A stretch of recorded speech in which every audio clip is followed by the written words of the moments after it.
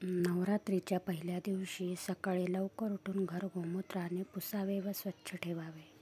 नवरात्रीत 9 दिवस सकाळ संध्याकाळ घरामध्ये लोभान गुगुळ हे जाळावे. यांच्या वासामुळे घरात प्रसन्न वातावरण तयार होते. नवरात्रीच्या 9 दिवसांमध्ये उपवास करावा किंवा सात्विक आहार घ्यावा.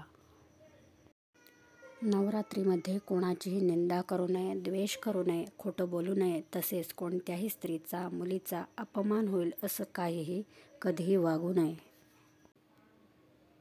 नवरात्रीच्या काळात आपल्या घरी कोणतीही स्त्री आली तर तिची ओटी भरावी. कोणतीही मुलगी आली तर तिचे पूजन करून तिला भेटवस्तू द्यावी.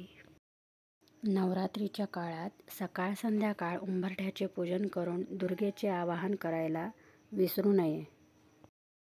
नवरात्रीच्या 9 दिवसात देवीला गजरा अर्पण केल्यामुळे आपल्या इच्छा पूर्ण होतात.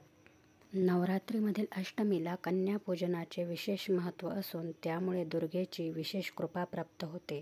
तसेच देवीला मध अर्पण केल्यामुळे आपली मुले तेजस्वी बनतात. नवरात्रीमध्ये आपल्या कुलस्वामिनीचे सतत 9 दिवस नामस्मरण करण्यास कधीही विसरू नये. त्यामुळे घरात सुखसमृद्धी येते आणि विशेष कुलस्वामिनीचे नाव घेऊन एका सवाष्णीची ओटी भरावी. त्यामुळे आपली हवी ती इच्छा पूर्ण होते. नवरात्रीत देवीला लाल फूल अर्पण करावे आणि अखंड दिवा लावावा. नवरात्रीतील हे काही उपाय करून बघा, तुम्हाला छान अनुभव येईल. धन्यवाद.